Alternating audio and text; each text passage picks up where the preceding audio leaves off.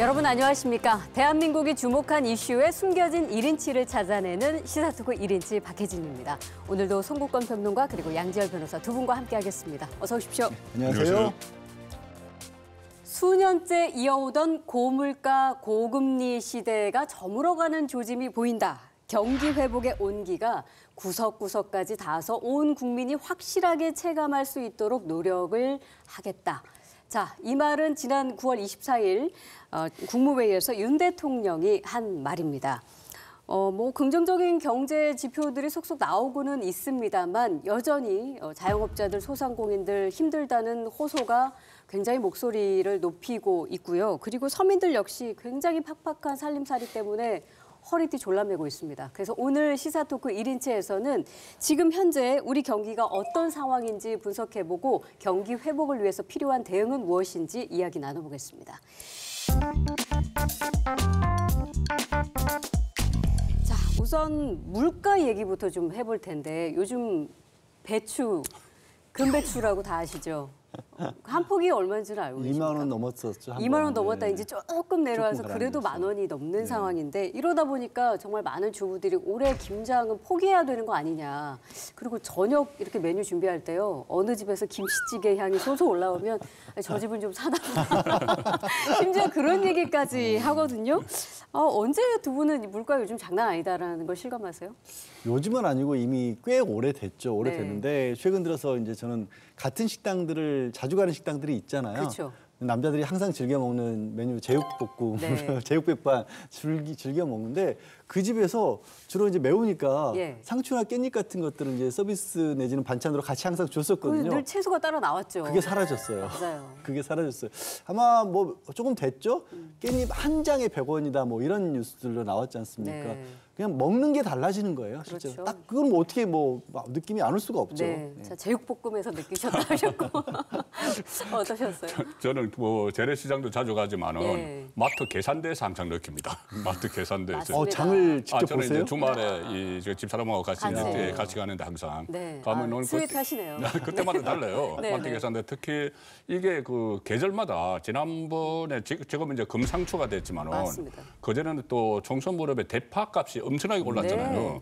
그리고 그 계속 이제 그 하나씩 품목마다 특히 농수산 뭐 식품이 상당히 들쭉날쭉하거든요. 네. 그래서 그런 것들이 결국은 식단 그 물가가 되는 거죠. 그렇죠. 그러니까 식단 물가니까 네. 전반적으로 다 이것이 마트 계산할 때 보면 그때 깜짝깜짝 놀랄 때가 있어요. 맞아요. 예, 그리고 지금 뭐 식당도 말씀하셨지만 저도 이제 주로 외식을 하는데 네. 그 식당에 갈 때마다 그 메뉴판을 쳐다보게 돼요. 이번에는 오르지 않았나.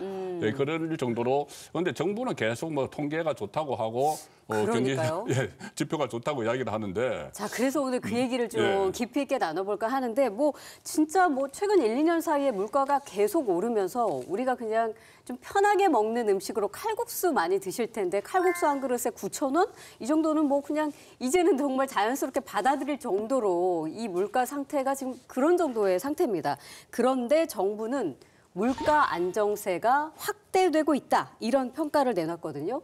기재부가 매달 어떤 경제 동향을 내놓는 이 보고서를 보면 7월에는 물가 안정, 8월은 전반적 물가 안정, 9월은 물가 안정세 확대 이렇게 평가했습니다. 그러니까 갈수록 낙관론을 지금 펼치고 있는 건데 글쎄요. 실제 과연 그럴까? 이 체감 물가하고 정부가 발표하는 이 물가의 안정과는 조금 거리가 있어 보이는데.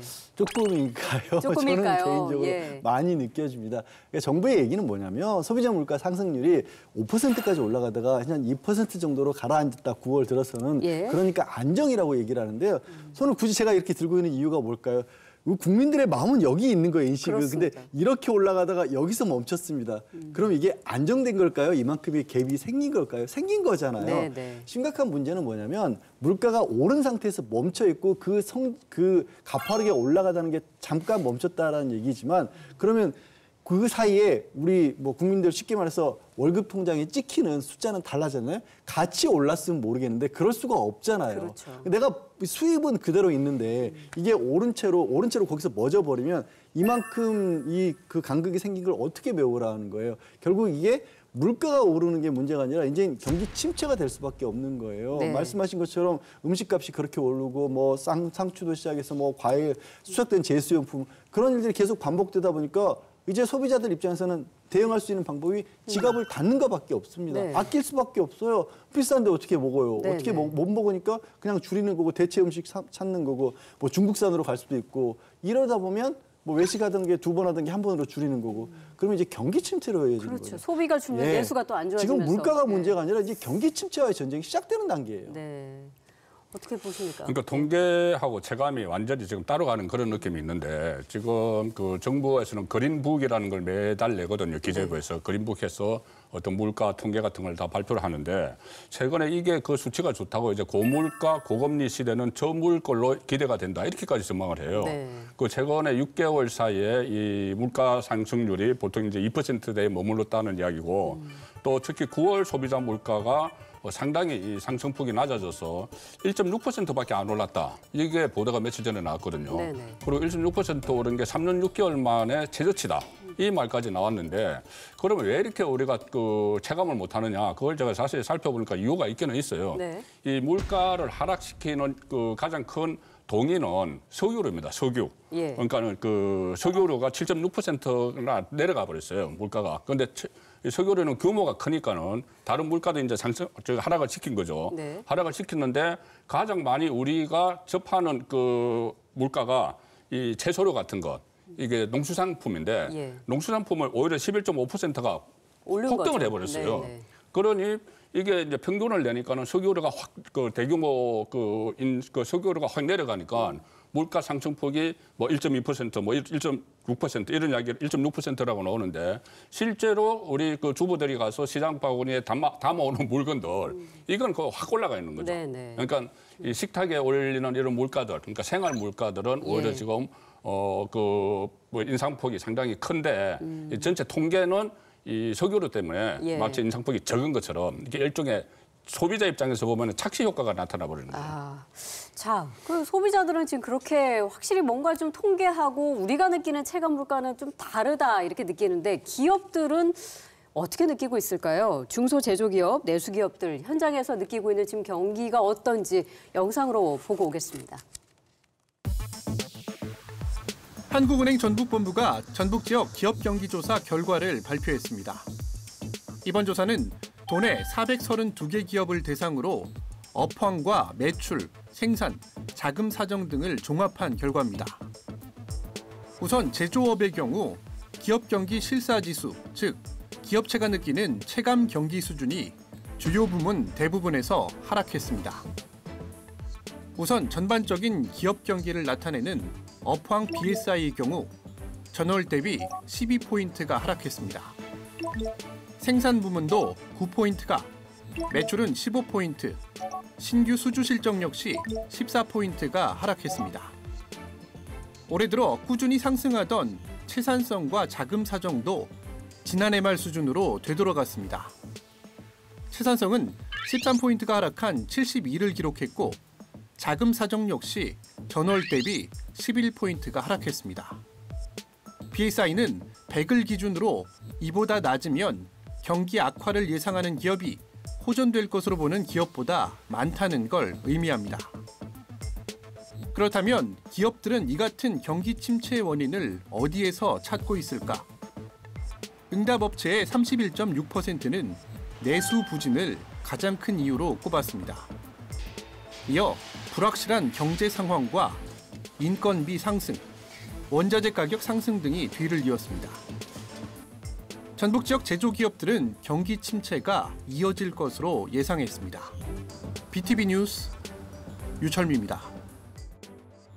네, 기업들이 현장에서 느끼는 체감 경기에 관한 뉴스를 지금 보셨는데 영상에서 BSI, 그러니까 기업 경기 실사지수라는 수치가 등장을 합니다. 이게 좀 설명이 필요할 것 같아요. 뭐 어렵게 생각하실 필요 없이 기업들이 현재 상황하고 미래 전망을 대비를 했었을 때 좋아질 거냐 나빠질 거냐를 측정하는 그런 기준인데요. 네네. 사실 2003년 이거를 조사한 이후로 21년 동안 기준선 100을 넘어본 적은 없습니다. 예. 이게 왜 그러냐면 그런 얘기 하잖아요. 우리 경기가 좋았던 적 한 번도 없다. 그렇죠. 다들 어렵다. 그리고 나만 빼고 다 잘 사는 것 같다. 늘 지금이 위기다. 예. 그런 얘기를 해온 건 맞아요. 그렇기 때문에 실제로 그렇게 항상 뭐 좋았던 적이 그렇게 많지는 않았지만 문제는 이제 이게 너무 지수 자체가 말씀하신 것처럼 경제가 심리인데 네. 지수가 이렇게까지 안 좋게 나오면 안 되지 않느냐라고 그렇죠. 해서 예. 한국은행에서 새로운 지수를 만들었어요. CBSI로 해서 기업 심리 지수라는 걸 만들었습니다. 예. 이것도 사실 뭐 지수를 측정하는 방법은 맞습니다. 뭐 매출이라든가 계약 건수라든가 재고라든가 이런 것들을 종합하는 건데 이것도 100을 넘기는 쉽지가 않은 상황이긴 한데 네. 이게 지금 지수는요 굉장히 심각한 상황이에요. 9월 CBSI 지수가 91.2고요. 예. 이건 또 중소기업이라든가 아니면 내수 전문 기업으로 나왔었을 때는 90 아래로 떨어진다고 합니다. 이거는 2020년 9월 이후로 가장 안 좋은 상황입니다. 그러니까요. 그러니까 이 지수가 100을 넘으면 이제 경기가 좋아질 거라는 낙관적으로 볼 수 있는 전망이고 100 이하면 좀 비관적인 뜻인데 10월 BSI 전망치도 뭐 100을 밑도는 것으로 지금 네. 전망이 나오고 있더라고요. 그런데 윤 대통령은 물론 또 한덕수 국무총리까지 지난 정기국회 대정부 질문에서 경제가 선방하고 있다. 그리고 이제 경제 위기는 없어진 것 같다고 말을 했습니다. 여기에 더해서 최상목 경제부총리 역시 우리 경제 상황이 지금 경기 침체와 내수 부진은 아니다. 이렇게 부인을 했습니다. 자, 그러면 이제 이런 생각이 들어요. 아니, 어떻게 정부는 이렇게 낙관론을 유지할 수 있지? 뭔가 근거가 있는 것인가? 이런 의문이 들거든요. 대통령과 국무총리와 경제부총리가 일제히 경제가 좋아지고 있다, 호전되고 있다 하는 것은 그냥 뭐 기본상 이야기하는 건 아니겠죠. 뭔가 이제 근거가 있고 수치가 있을 텐데. 네네. 그러니까 기업이나 아니면 소비자가 느낄 수 없는 그런 경제 지표들이 몇 가지가 있어요. 그래서 지금 정부에서 이렇게 자신 있게 이야기하는 것은 한 6가지 그 지표를 가지고 이야기를 하던데 간략히 말씀드리면은 수출이 1년 연속 그 수출 총액이 증가하고 있다. 네. 이런 거. 우리 국민들은 직접 못 느끼잖아요. 예. 기업도 그렇고. 무역 수지가 10개월째 계속 늘어난다.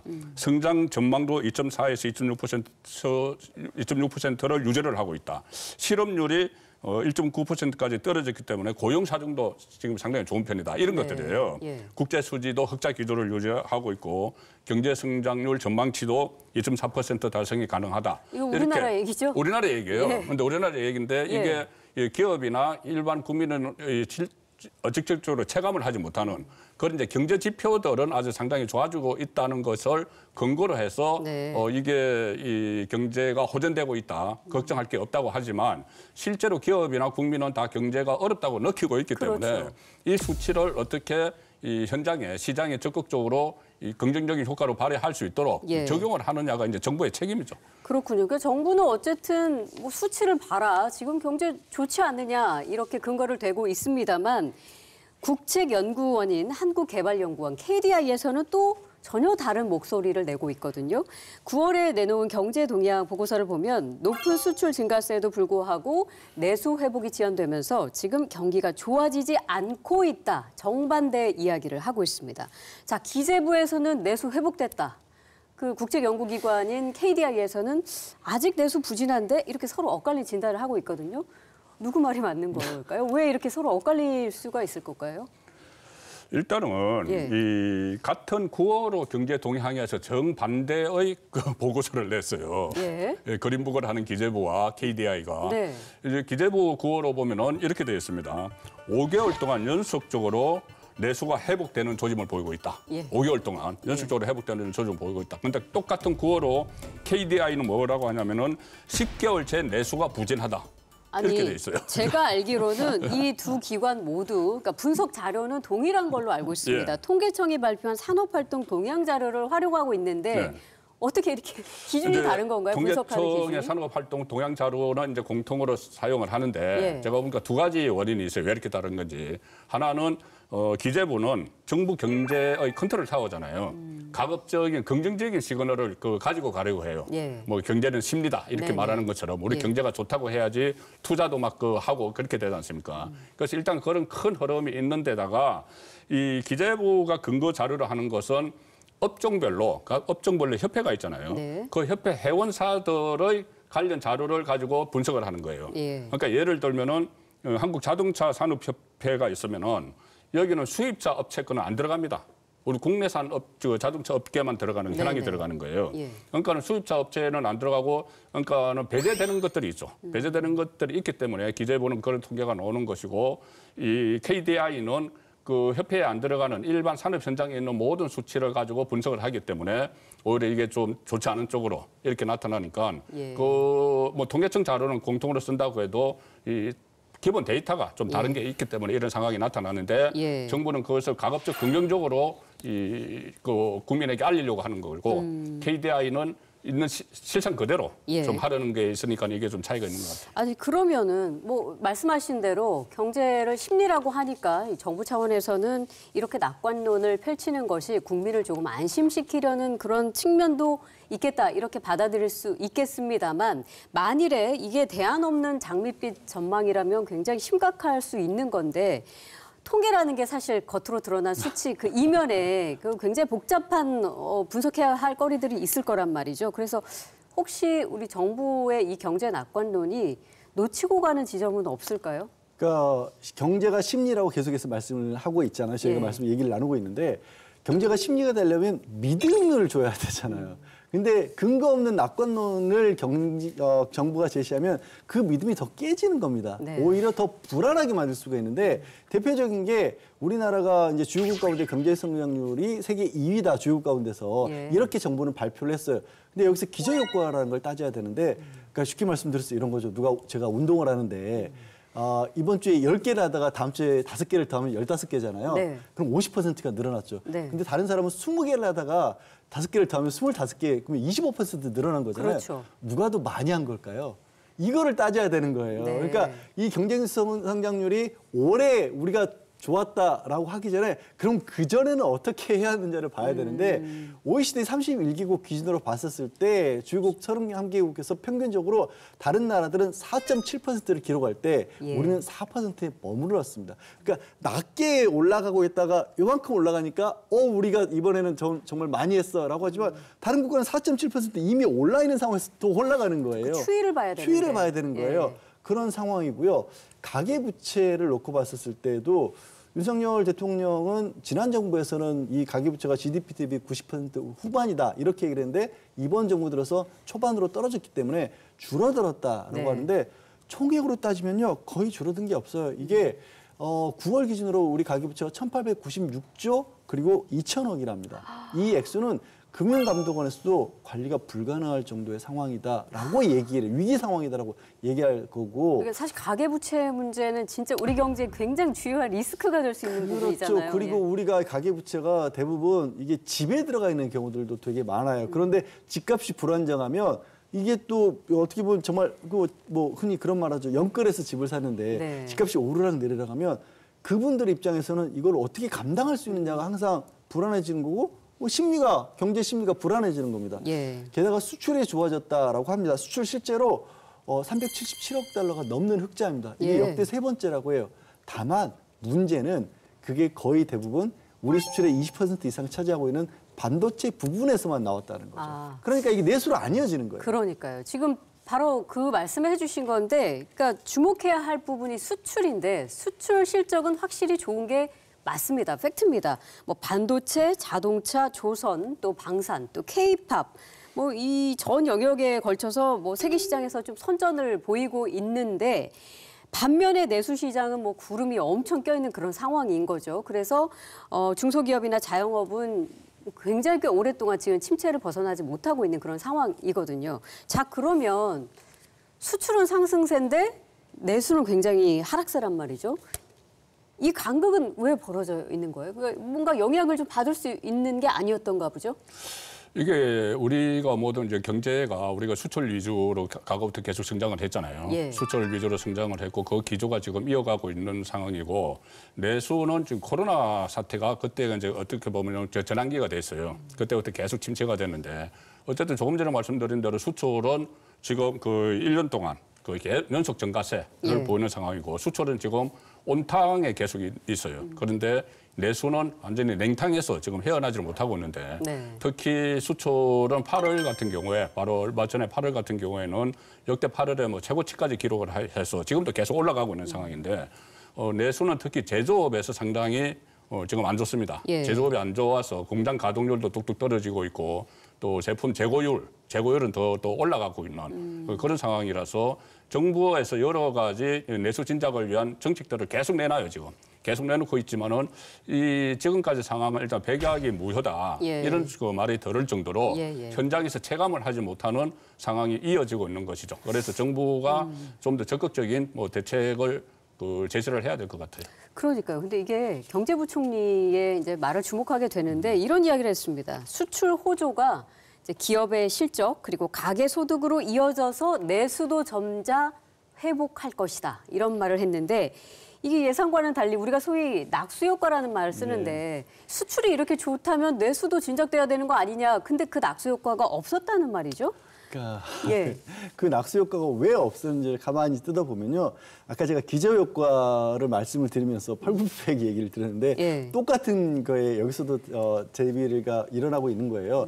경제부총리가 말한 것처럼 수출이 좋아졌죠. 올해 그 1월에서 8월까지 전년 대비 같은 기간 수출 실적을 보면 9.2% 늘어났습니다. 네. 늘어난 것 같죠. 예. 근데 그 기준을 쭉 되돌려서 2022년으로 되돌리잖아요. 4.5% 줄어들었습니다. 아. 그러니까 이게 늘어난 게 아닌 거예요. 그러네요. 이렇게 낙수 효과가 일어나려면 정말 많이 터져가지고 물이 넘칠 정도가 돼야 되는데 그리고 꾸준히. 예, 사실은 넘친 게 아니었던 거고요. 두 번째 말씀드린 것처럼 대부분 일부 품목, 게다가 이제 반도체 쪽에 집중돼 있단 말이에요. 우리가 20%가 반도체라고 하는데 네. 반도체 수출이 늘어났다는 건 이게 글로벌 밸류체인에서 이게 늘어났기 때문인데 어려운 말로 글로벌 밸류체인이라고 말씀드린 거고 쉽게 그냥 우리 생활에 받아들여지게라면 이게 쓰이는 곳들이 어디일까요? 반도체 같은 것들. 예를 들어서 PC에 쓰일 수도 있고 아니면 요즘 같은 경우에는 뭐 자동차라든가 이런 것도 많이 들어가고요. 네네. 제일 쉽게 쓰이는 곳들이 이제 그 스마트폰 같은 데 많이 그렇죠. 들어간단 말이에요. 이게 만들어진 그 제품들이 우리 내에서 많이 팔렸으면 생활에도 이게 기여를 하는데 네. 그건 아니고 그냥 소재 공급에 그쳤던 거죠. 그러니까 이게 낙수 효과까지 이어지기가 되게 힘들어진 상황인 거고 네네. 그리고 이런 지수가 있습니다. 생산 유발 배수라는 게 있어요. 이게 수출을 한 게 국내 생산에 얼마만큼이나 기여를 하느냐 이건데 자동차 같은 경우에는 대표적으로 2.5배가 된다 합니다. 수출이 늘어나면. 예. 근데 반도체는 1.4배밖에 안 되는 거예요. 말씀드린 것처럼 반도체라고 하는 것 자체가 그냥 소재에 그치기 때문인 거고. 그래서 지금 수출을 많이 이루어지고 있는 IT나 선박 같은 걸 빼잖아요. 그러면 오히려 이 수출은 감소했다. 그 네. 비율은 줄어든 거예요. 예. 그러니까 수출이 늘어났기 때문에 국내 경기가 좋아졌다라고 그냥 지수로도 안 맞는 거예요. 그렇군요. 이렇게 되면서 이 내수 한파를 사실 그 직격탄 맞는 것은 자영업자와 소상공인들이거든요. 이들이 하는 이야기가 지금 코로나 때보다 훨씬 더 어렵다고 호소를 하고 있습니다. 자영업자들이 정말 얼마나 어려운지 단적으로 보여줄 수 있는 수치가 하나 있는데 올 상반기에 자영업자들이 전기요금을 내지 못해서 쌓인 이 체납액이 무려 784억 원이라고 하거든요. 올해 또 얼마나 더웠습니까? 그러니까 이게 전기요금까지 내지 못할 정도다 한다는 것은 거의 벼랑끝 위기까지 왔다. 지금 이렇게 볼 수 있는 거 아닌가요? 전기요금을 낼 수 없는 이유가 이것도 통계에 나와 있어요. 예. 우리 자영업자 중에서 75%가 월 소득이 100만 원 미만이다. 75%. 그러면은 10명 중에 7명, 8명이 예. 100만 원 미만입니다. 그럼 전기요금 내기 어렵겠죠. 그렇죠. 자영업자로 등록을 해서 뭐 신고까지 했는데 소득이 전혀 없는 소득 제로가 무려 8.2%입니다. 아이고. 그러면은 10명 중에 1명 가까이는, 1명 정도는 전기요금은 그냥 다른 생활도 기본적으로 되지 않는 그런 상황이고 그러다 보니 또 부채는 쌓여가고 예. 또 금리는 오르고 이게 상당히 뭐 이중고, 삼중고를 겪고 있는데 예. 그러니까 자영업자 종사자 수가 보통 우리가 500만, 600만 그때 선거 때 보면 600만 자영업자 이렇게 이야기를 하거든요. 그래서 뭐 선거 공약도 거기 많이 맞춰요. 예. 그런데 실제로는 이 한 575만 명으로 집계가 되는데 6개월간 연속 감소를 하고 있습니다. 그 선거 때 이 각 후보들이 이제 그 자영업자들이 가장 중요한 타깃이 되거든요. 자영업자 대책을 막 내놨는데 이 선거가 끝나고 나니까 그걸 실행을 안 하는 거예요. 네네. 실행을 안 하니까는 자영업자는 또 감소를 하는 이렇게 되는데 얼마 전에 뭐 어떤 신문에서 이 자영업자 특집을 하는 걸 본 적이 있는데 예. 저는 두 가지 보고 하나 쇼크를 받았어요. 하나는 어느 대학교 앞에 이 호프집이 있는데 예. 호프집이 그 기자가 찾아갔을 때 하루 매출이 달랑 맥주 한 병이었다. 아이고. 맥주 한 병, 하루 예. 매출이. 그리고 또 그 옆집은 이 자영업을 하던 분이 이 노포 오래된 이제 가게를 하던 분이 워낙 장사가 안 돼서 가게를 내놨는데 60대 후반이 내놨어요.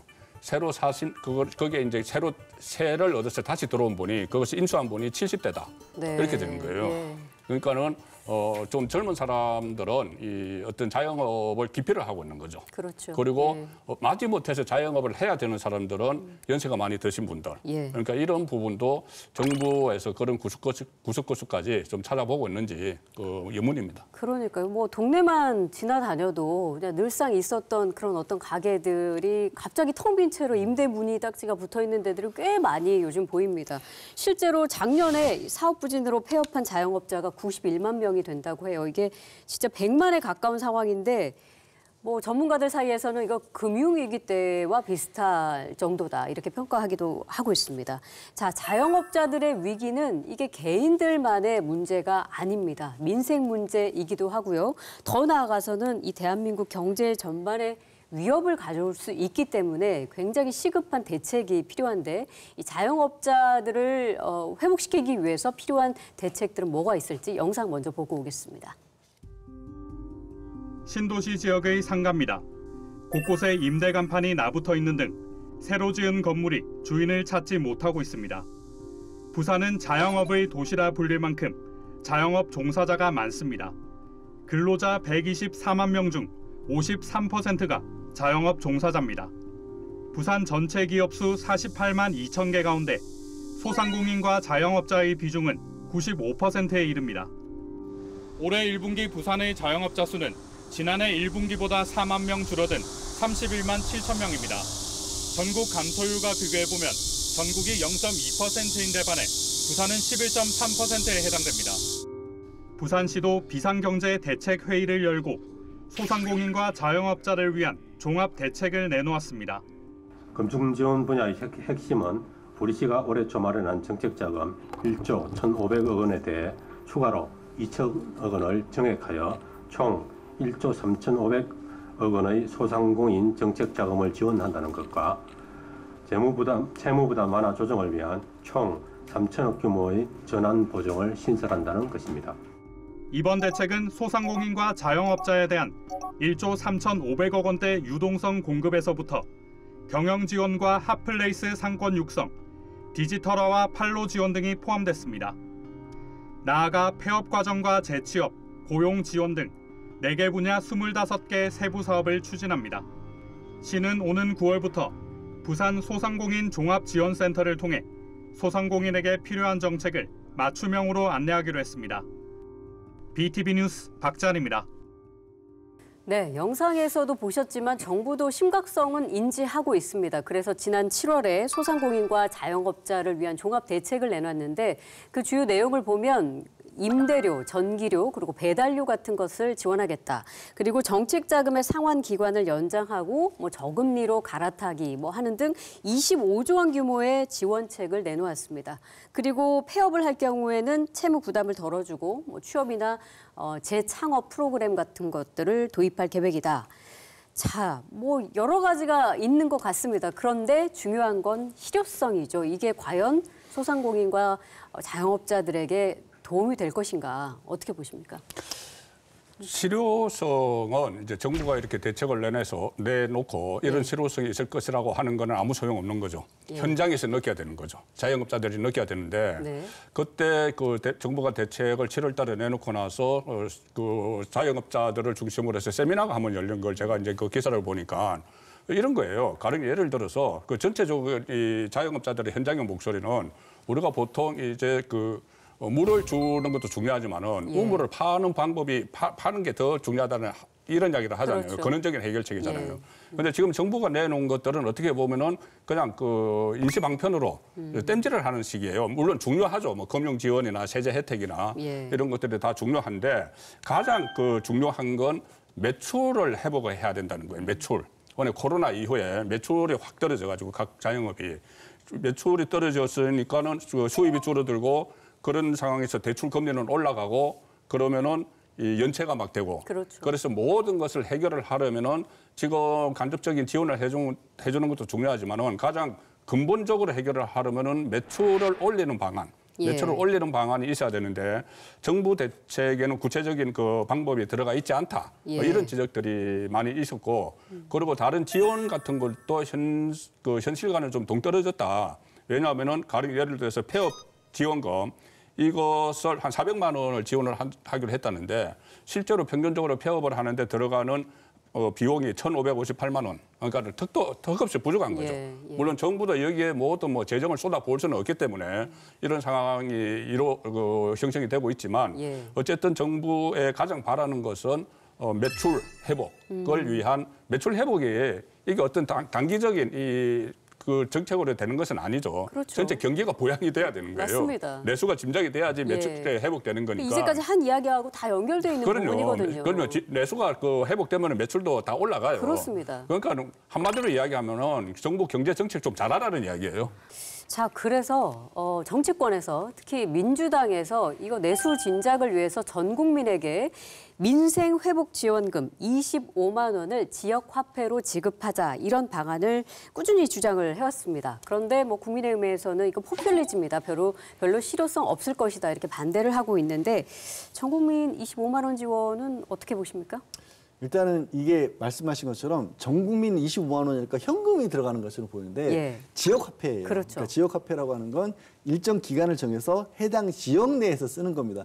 자영업자 소상공인들에게 직접적으로 갈 수 있게끔 만들어 놓은 거죠. 경제는 순환이잖아요. 예. 우리가 말씀드린 것처럼 그분들도 이 공급자인 동시에 소비자이기 때문에 그게 들어와야 다른 데 가서 쓸 수 있는 거거든요. 그걸 강제로 이뤄주겠다라는 겁니다. 그러니까 이게 어딘가로 날아가 버리는 것도 아니고 현금을 줘서 어디 주머니에 놓고 안 쓰는 그런 일이 발생하는 것도 아니에요. 네. 근데 이게 정치적 갈등 때문인지 이 지역 상품권과 관련돼서는 실효성이 있었다라는 지난 과거에 어떻게 보면 지역에서의 실정 같은 것들, 실적들도 증명된 것들이 있거든요. 정부 여당에서 이 부분을 굉장히 강하게 거부하고 있는 그런 상황인데 굉장히 모순된 거는요. 저희도 그 부분을 다루기로 했었습니다만 그 UFO 사태 때문에 네네. 각종 상품권들이 막 뭐 휴지 조각이 되고 못 쓰는 그런 일들이 많았죠. 그래서 최근 들어서 어디로 많이 흘러가려면 오늘의 상품권으로 많이 모였습니다. 네. 이게 뭐냐면 지역 상품권이에요. 그리고 정부가 발행하는 지역 상품권이에요. 정부가 발행하는 일종의 지역 상품권이 효과가 있다고 국민들이 많이 원하고 있고 그것들을 많이 구매해서 쓰고 있는데 네. 그러면 기왕이면 이것도 또 동시에 지역 전체로 국가 전체로 퍼뜨리면 저는 효과가 틀림없이 있을 것 같거든요. 근데 제가 보기에는 정치적인 이유 때문에 반대를 하니까 좀 답답해 보여요. 네. 예. 여당에서는 정치적인 이유가 아니고 정책적인 이유로 반대를 한다고 이야기를 하죠. 정책적 이유요? 예, 정치적인 이유가 아니고 예. 정책적인 이유. 가령 예를 들어서 25만 원씩을 다 지급을 하려면은 13조가 들어가는데 네. 그럼 나라 빚이 13조가 늘어난다. 그러면은 후세대에게 그것을 부담을 안겨주는 것이다. 이런 이야기고 또 지금 지역 상품권이라고 해도 사실상 화폐나 마찬가지다. 그리고 그 전에 이 코로나 때 그때 지원을 했지 않습니까? 현금 지원.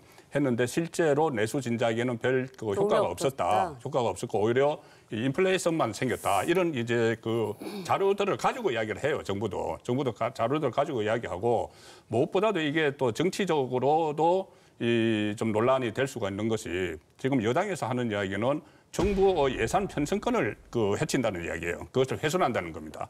이 법안에 정부 예산 편성을 하도록 이렇게 만들어놨거든요. 입법부가 행정부의 예산 편성권을 침해하는 그 사례를 남기면 안 된다. 이런 정치적인 그 논란도 같이 개입이 되면서 굉장히 지금 어려운 문제가 된 거죠. 그러니까요. 22대 국회 들어서서 사실 이 25만 원 지원법은 민주당 당론 1호 법안이었거든요. 그래서 발의를 해서 통과를 시켰습니다. 그런데 윤 대통령의 거부권에 막혀서 다시 사실 재표결을 하게 된 상황이었는데 최종적으로 부결이 되면서 폐기가 됐습니다. 민주당에서는 이제 뭐 앞으로도 또 재발의를 하겠다 이런 입장이긴 합니다만 앞으로 이 상황이 계속 이제 또 반복이 될 거란 말이죠. 지금 이재명 대표는 그러면 전 국민 지원 말고 차등 지급도 좋다 하면서 한 발 약간 물러난 그런 모양새이기도 합니다. 이게 타협과 절충 여지가 좀 앞으로 있을까요? 글쎄요, 뭐 제가 보기에는 예. 뭐 민주당에서 이재명 대표가 얘기한 부분도 이재명표 예산이라는 말 듣기 싫으면 정부에서 짜봐라는 거예요. 네. 그러니까 정부 이 지원법 국회에서 나오지 않게 정부 입법을 할 수도 있는 거거든요, 사실은. 그렇습니다. 예. 그 부분에 있어서 양보를 하겠다라는 겁니다. 그리고 거기에 이제 항상 이 부분이 논란이 되죠. 이제 보수 진영에서는 왜 지금 뭐 경제적으로 여유가 있는 사람까지도 뭐 네. 몇십만 원씩 똑같이 주냐. 코로나 때 지원 때도 마찬가지였었고요. 그렇죠. 그래서 그것도 양보를 하겠다라는 거예요. 그러면 차등을 어떻게 나눌지 모르겠지만 일단 뭐 민주당이나 이런 쪽에서 지원을 하자고 하는 쪽에서의 입장은 그 차등을 두기 위해서 조사하는 데 예산이 더 낭비된다. 늘 그 말이 가장 나옵니다. 기본적으로 예. 나오는 거잖아요. 예. 그럼에도 불구하고 좋다. 차등해서 지급을 해라. 그리고 그 법안을 내놔라. 약간 뭐 너무나 정치적인 얘기가 될 수도 있습니다만 키를 쥐고 배를 앞으로 끌고 가는 동력을 방향을 제시하는 게 정부와 여당이어야 되는데 네. 그게 좀 안 이루어지다 보니까 야당에서 목소리를 크게 냈는데 그 야당에서 목소리를 크게 낸다고 해서 왜 우리 거 뺏어가? 이거는 우리가 해야 될 일이야. 예. 라고 해버리면 아니 국민들은 배가 멈춰 있는데 누구라도 좀 움직이면 좋겠는데 예. 안 움직이는 모양새가 네, 되잖아요. 정치적 논리 싸움 때문에 이게 지금 막혀 있는 상황인 거잖아요. 물론 정치적- 이게 해법은 아닙니다만. 예, 그렇죠. 예. 이제 이게 뭐 차선책으로 이렇게 내놨는데 그렇죠. 예. 이재명 대표 입장에서 차선책으로 내놨는데 어쨌든 이 문제에 대해서도 이 정부하고 다른 것이 논리 싸움이기도 하고 어떻게 보면은 용어 싸움이라고 저는 봐요. 용어 싸움이요? 예, 이게 이 차등 직업 민주당 그렇게 이야기하는데 여기 그 여당에서는 맞춤형 직업을 하겠다는 이야기거든요. 결국은 비슷한 거예요. 차등 직업은 일정 소득 금액에 그게 그 이하가 되면은 직업을 네. 하겠다는 거고 네. 국민의힘이나 정부에서 하는 것은 지원을 하되 맞춤형으로 하겠다. 가령 예를 들어서 장학금이 필요한 데는 장학금을 주고 네. 월세 보조가 필요한 데 월세 보조를 주겠다고 하는데 그 제가 듣기에는 비슷한 말로 들리는데요. 그러니까 아마 한마- 우리 국민들도 그렇게 느끼시지 않을까. 한마디로 이거죠. 지원을 안 받아도 되는 사람은 지원을 안 하고 예. 지원이 필요한 계층에서는 지원을 한다는 건데 무슨 명목으로 25만 원을 주느냐. 여기 이거 가지고 지금 논쟁을 벌이고 있는 거예요. 네네. 그래서 이 부분은 합의가 저는 쉽게 될 수 있다고 봅니다. 꼭 필요한 부분은 이것을 뭐 지원을 해서 내수가 진작되고 이런 거 거대한 경제 담론까지 안 가더라도 네. 어려운 사람들에게 현금 지원 25만 원 큽니다. 그렇게 지원을 하는 방안은 좀 적극적으로 검토할 필요가 있다고 봅니다. 예. 뭐가 되든 좀 하는 모습을 좀 국민들은 봤으면 그렇습니다. 좋겠어요. 그렇습니다. 자, 내수 진작 방안에 있어서 또 뜨거운 쟁점이 되고 있는 거 하나가 금리입니다. 자, 금리 정책이 이후에 우리 이제 경제에 미칠 어떤 영향 이런 거에 대해서도 좀 이야기 나눠볼까 싶습니다. 근데 이제 금리 예를 들어서 거시경제에서 일어나는 일들이 예. 지금까지 논의했던 경기 침체라든가 소상공인 자영업자들에게 뭐 내렸을 때 그동안 고금리 때문에 고생했던 분들이 뭐 대출을 갚기도 좀 쉬워졌었고 매달 돈 마련하기도 좀 나아졌다라는 쪽으로 가기 때문에 호전될 수 있다. 이런 식의 얘기들 뭐 안 높았을 때는 그것 때문에 위축되는 효과가 있다. 대신에 그렇죠. 또 금리가 너무 낮았기 때문에 또 대출을 쉽게 일으켜서 어찌 보면 어떻게 보면 또 낭비하는 네, 부채만 늘리는 그런 안 안 그래도 좋은 효과도 심각한 있었다. 가계부채인데. 뭐 이런 얘기들이 갑론을박이 항상 많습니다. 그래서 높이든 내리든 올리든 내리든지 간에 이게 어떤 영향을 끼칠까 얘기는 되게 많이 하는데요. 예. 근데 저는 좀 다른 얘기일 수도 있겠습니다만 그런 식의 정책이 시장에 미칠 영향에 관해서 이 정부 들어서 좀 섬세하지 못하고 거칠다라는 그런 사례들을 좀 많이 봅니다. 지난 9월 같은 경우에도 이 가계대출, 전세대출, 주택담보대출 이런 것들이 쉬워서 빚을 내서 사람들이 많이 집을 산다.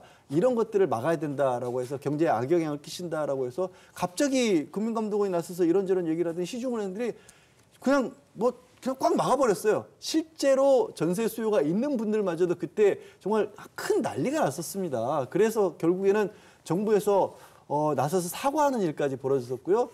제가 기억하기로는 주말인데도 불구하고 금융권이 나서서 회의를 여는 그런 일들이 있었거든요. 그 바람에 제2금융권 내지는 그보다 더 안 좋은 곳으로까지 자금이 쏠리는 현상도 있었고요. 그러니까 올리거나 내리거나 이런 것도 중요하지만 네네. 그에 따른 여파라고 해야 될까? 그런 것들을 좀 더 섬세하게 다가가서 그게 국민들에게 부작용이 일어나서 오히려 더 좋지 않은 결과를 낳는 일은 피해야 되거든요. 네네. 그런 모습들을 잘 못 보겠어요. 그러니까 큰 그림이 좀 필요한데 부족하다. 그렇죠. 금리는 이제 외부 환경도 있고 네. 내부 요소도 있는데 외부 환경은 이제 미국의 금리 정책 같은 것에 상당히 그렇죠. 영향을 미치지 않습니까? 예. 그거를 또 지켜보면서 해야 되는 것이고 또 하나는 금리 인하나 인상 여부를 이게 어떤 부동산 현황하고 부동산 지금 어떤 가격이 오르내림하고 또 이제 물가 오르내림과 연동을 시켜서 이렇게 금리를 인하하거나 인상을 하거나 하거든요. 네. 그런데 저희들이 초반에 살펴봤듯이 이 정부가 발표하는 물가하고 우리가 체감하는 물가가 달라요. 그렇죠. 다르고 또 부동산도 마찬가지입니다. 예. 요즘 부동산 값 실제로 막 올라가고 있는데 정부에서는 그 정도 심각성을 못 느끼고 있는 것 같아요. 네. 그럼 이게 현실과 또 괴리되는 부분이 있기 때문에 이 금리 정책에서 이런 현장의 목소리도 충분히 이제 반영을 해서 금리를 결정을 해야 될 것 같습니다. 예. 자, 전문가들은 이런 얘기를 합니다. 근본적으로 내수 개선을 위해서 필요한 것은 중장기적인 내수 활성화 대책이다. 이게 필요하다. 우리가 지금 꾸준히 해오는 겁니다. 근본적인 이야기를 좀 해야 되는데 그래서 이제 정부가 내놓은 정책 중에 하나는 역동경제 로드맵이 있고요. 또 건설, 벤처, 민간 투자 활성화, 기업 상속 세제 개편 뭐 이런 것들이 있습니다. 그러니까 이제 소위 기업 투자와 규제 혁신 이 부분으로 지금 흐르는 분위기가 좀 있는데 이거는 어떻게 평가하세요? 근데 이게 그 말씀을 들으면서 예. 우리 시청자들도 그래서 뭘 하겠다는 거지가 와 닿을까요?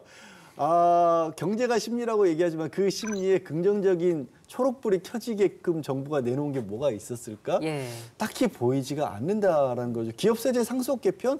이건 뭐냐면 이런 거잖아요. 이게 상속세 부담이 우리나라가 굉장히 높기 때문에 기업을 운영하는 기업의 어떻게 보면 자산을 가지고 계신 분이 내가 이 회사를 키워봤자 상속 세금 때문에 회사 자산 키우지 않는 편이 낫다. 그래서 사업을 열심히 안 한다. 그러니까 상속세 부담을 줄여주니까 내가 열심히 벌어서 일한 만큼 자녀들에게 물려줄 수 있으니까 열심히 일할 거다. 이게 기업 경제에 끼치는 영향이 얼마나 될까요? 예. 그러니까 이게 정말 직접적으로 와닿는 부분들이 별로 없어요. 그래서 실제로 우리가 경제정책으로 펴놨던 게 임시공휴일 지정 이런 거 쓸 돈이 없는데 그거 가지고 공휴일에 뭐라는 거죠? 그래서 그런 어떤 진짜 실감이 와닿는 메시지라도 좀 나왔으면 좋겠습니다. 예. 그래도 나름대로 정부도 열심히 하고 있죠. 얼마 전에도 내수 활성화 대책을 내놨어요. 내놨는데 거기 이제 53조를 투입을 하겠다. 그리고 소상공인 맞춤형도 있고 건설업에 대해서 활성화도 있고 또 규제 개혁, 특히 설비 투자에서 상당히 지금 부진하니까 규제를 많이 대폭적으로 개혁을 해서 설비 투자를 좀 활성화하겠다. 이런 대책들을 이제 계속 내놓고 있는데 그게 과연 이제 현장에서 어느 정도 이게 받아들일 수가 있고 그리고 그 정도 규모가 이렇게 코로나 이후에 장기적으로 침체된 이 경기를 진작을 하는데 과연 효과적인가? 예. 그 문제는 전문가들과 또 정부 사이에서 좀 입장이 좀 다른 그런 상황이 이어지고 있는 거죠. 예. 자, 한쪽에서는 우리 경제에 대해서 확실히 살아나고 있다라고 진단을 하고 있고 또 한편에서는 수출에 기대어서 아주 미약한 성장력을 유지하는 불안한 국면에 있다라고 하는 평가가 공존하고 있습니다. 또 대외적인 변수들도 굉장히 많죠. 미국의 경기 침체 공포, 또 앞으로 있을 미국 대선, 또 중동 변수 이런 것들도 확실히 존재하고 있기 때문에 이제 두 분께 계속 말씀을 주셨지만 올 하반기에 우리가 경기 회복을 하고 내수 진작을 할 수 있는 방안들, 제언을 좀 들어볼까 합니다. 그래서 저는 걱정만 좀 들어요. 예. 좀 엉뚱한 얘기지만 한국행정연구원에서 얼마 전에 공무원들의 조직 몰입도라는 걸 조사를 했습니다. 그러니까 공무원들이 얼마만큼이나 자신이 담당하고 있는 업무에 대해서 충실히 이행하고 있냐라는 건데 최근 들어 가장 최저라고 해요. 예. 그러니까 정부 조직 자체가 뭔가 갈 길을 못 잡고 있는 것 같다라는 거죠. 그게 통계로도 나와버린 거거든요. 그러니까 이 공조직이 흔들리게 되면 일을 안 한다게 되면 국가의 뼈대가 흔들리는 셈이고요. 그걸 믿고 일하는 경제도 같이 떨어질 수밖에 없는 거예요. 뭔가 정부 전체가 이 국가의 운영을 바라보는 시각부터 위에서부터 아래까지 좀 극적인 쇄신이 없이는 경제도 나아지지 않을 것 같아요. 예. 하반기에 가장 지금 우려스러운 것은 아무래도 지금 중동 전쟁이죠. 그래서 석유값이 지금 일시적으로는 좀 내려갔다고 하지만 이게 악화가 되면 다시 석유값이 치솟으면은 석유 관련 제품이 우리나라에 상당히 광범위해요. 그게 또 영향을 상당히 미칠 수밖에 없고 또 하나는 기후 변화 때문에 예. 우리 농수산 식품들은 지금 검채소 이런 것처럼 그때그때 어떤 영향을 받을지를 몰라요. 네. 그러면 정부에서 그 가변적인 상황들을 다 관리를 하는 그런 시스템을 갖춰야 되는데 그리고 또 국회는 관련 이 법령이나 제도들을 계속 만들어줘야 되는 거예요. 그런데 국회가 지금 허구한 날 여야가 싸우고 있으니까 이 문제 항상 마무리에는 꼭 국회를 질타를 하게 되는데 네. 국회에서 좀 정쟁 그만하고 이 지금 기후 변화나 아니면 이제 해외의 위험 요소들 이런 것을 좀 살피는데 주력해야 될 것 같습니다. 예. 자, 뭐 이게 정말 약간 희망에 불과한 이야기일 수도 있겠습니다만 아무리 길고 어두운 터널도 끝은 있는 법이죠. 이걸 좀 믿고 싶습니다. 장기화된 내수 침체 털고 일어나서 이 위기를 극복할 수 있기를 희망해 보겠습니다. 자, 오늘 시사토크 1인치는 여기서 마무리하겠습니다. 고맙습니다.